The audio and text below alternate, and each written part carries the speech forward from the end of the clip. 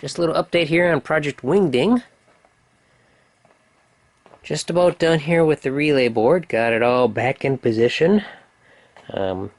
Actually, what I did with the Jones plugs down there is I ended up replacing them with spares that I have.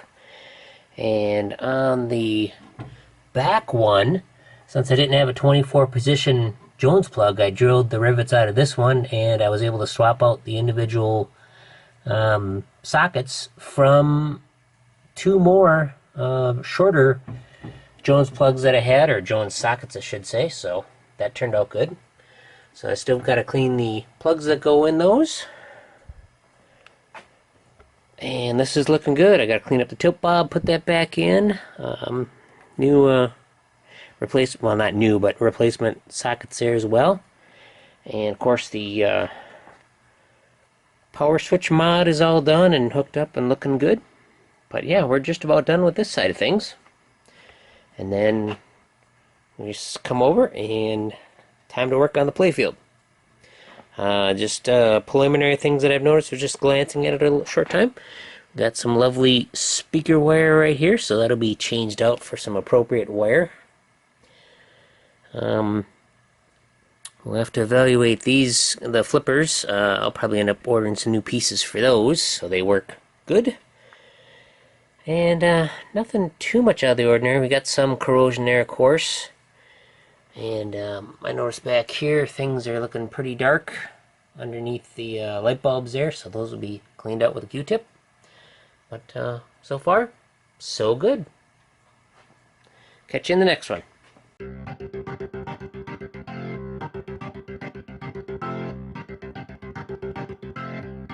Okay, just thought I'd give you a little update on how I'm doing on the underside of the playfield. Let's see.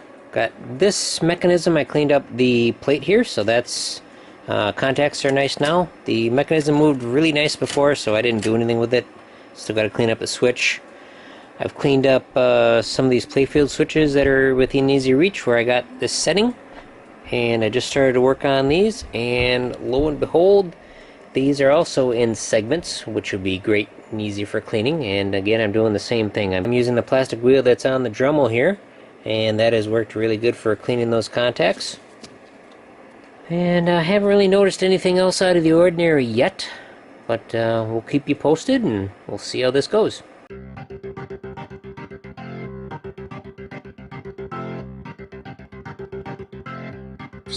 Okay, today I'm just working at the kitchen table because downstairs it's 58 degrees and that's just a little too chilly for sitting down there for a couple hours. And of course got BigClive.com watching his live stream or listening to his live stream while I work here, but just cleaning some of the switches using the old Dremel and desoldering some of the ground braid so I can clean stuff up, and so far it's looking good.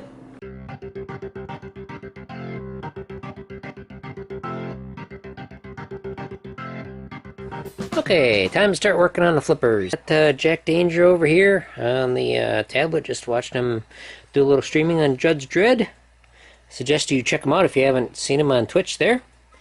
And let's see here. And taking a peek at these flipper parts, what am I noticing first off? One thing is there's a lot of lubrication on them, so that's bad right off the start. Second thing is this one you can see a nice coil sleeve poking out. This one hardly anything, and it's pretty wobbly, loosey-goosey in there. I'll probably, if these have got the aluminum sleeves, which they probably do, I'll probably take some coils out of my donor game I've got. I've got a suspense game that if it's got the same coils, that's what I'll do. Again, this is just kind of a repair on a budget sort of a deal. I do have some flipper links here. These are for the old style Williams. And I did some checking. Early on, they did use this longer style. I looked at my top hand that I got. That's a couple years newer, which originally came with this style. And when I went through it, I just put in this longer style. I mean, the plunger is the same length and everything, and it works fine. So yeah, that game's been working good, so I'm going to put these in here. I've got some, so I'll just toss them in. It'll tighten up the flippers and make it look good. End of stroke switches really aren't that bad. Because this game is lower voltage, it's not really too tough on them. So, got to work on some of their stuff, but it's coming right along.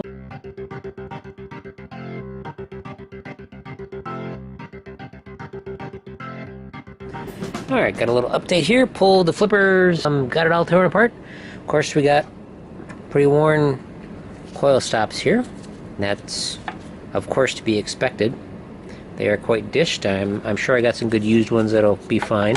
This is one of the coil sleeves. I don't know if you can see it here, but look at it, just all the lubrication that's on there. This thing was heavily lubricated. And luckily we got plastic sleeves here, so I shouldn't need to replace the coils unless they're defective or something. And let's see, our plates are not too bad, except I found one of these wood screws holding down the coil stop, and it wasn't doing a very good job of that, so I got to do some work on these things. Put a couple extra holes in here for some additional screws just to hold everything down. And then on this wire, this might very well be original wire, but it's awfully thin and very flexible. Flexibility is not a problem, but the thinness is. I'm worried it's going to break. So I will, I'll just grab some wire from my stash of cloth-covered wire and replace it. And of course we'll replace this speaker wire as well. And clean up our switches here and hopefully get her all back together.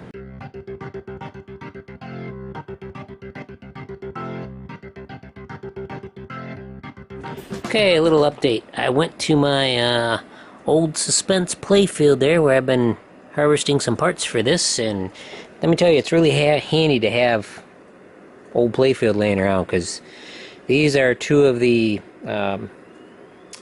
supports for the coils for the flippers, and these are in much nicer condition, and you can see they're a newer style because they've got 2 screws per end versus just the 1 screw.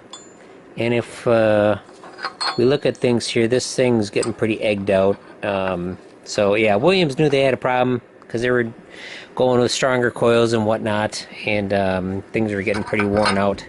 So that's just a little tip of the day. Keep the old stuff around. You never know what's going to be handy, because I don't believe anybody's reproducing these. Granted, it's a pretty simple thing to make, but if you don't have to, you know, why bother? Because here on this, another advantage of using these is, of course, I'll get rid of the coil stop, because I found in my stash of parts for it, these are coil stops from the units that are in the back box of the suspense game that I parted out. And look, they are brand new. And basically, they'll work perfectly for this. Same coil stop as the flippers. But back to this guy. This has all the correct hardware on it. We got the correct screws. And on this one here, it's even got a couple nuts that hold down the coil stop, and I'm sure I've got some more of those in my spare parts. So yeah, we'll be back when I make some progress on it.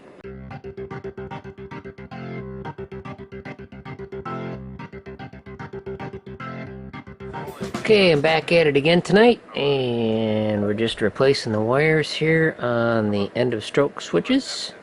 I've found in my stash some nice white wire that'll work. It's nice thick stuff and cloth covered. I scored it out of a old shelf alley that I got for like just the back box of it for like 20 bucks, and I scavenged the wire and a whole bunch of mechanicals, and it's been paying off big time for me.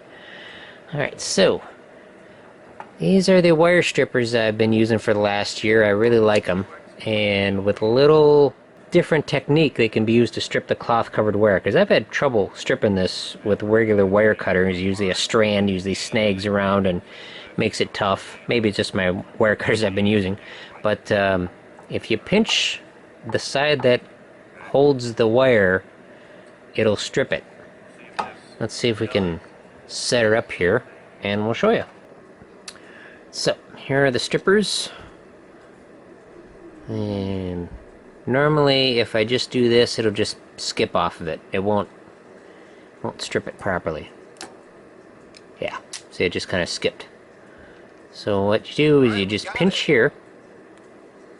So that coin's going to disappear, that coin at the bottom left is going to disappear. And it strips it real nice. When it's done, there you go. Okay. Now that one was a little long because I didn't strip it quite the same way. I did it halfway here. Alright, we'll try another one. Alright, here we got another piece of wire. got it in here. We'll just pinch it. And there you go. Works great. And I really love these tools. Of course, there's other styles out there that work just fine, but this is what we're doing. And we'll pick up again when I got some more to show you.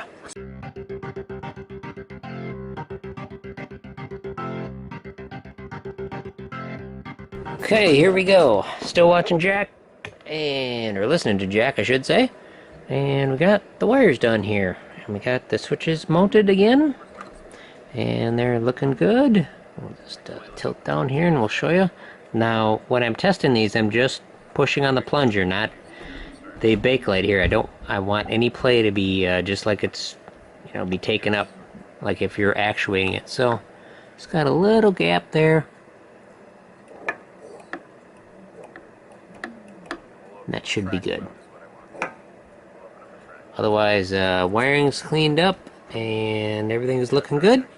So these wires should work pretty well. They're a little on the stiff side, but that's okay for now. See where it goes from there.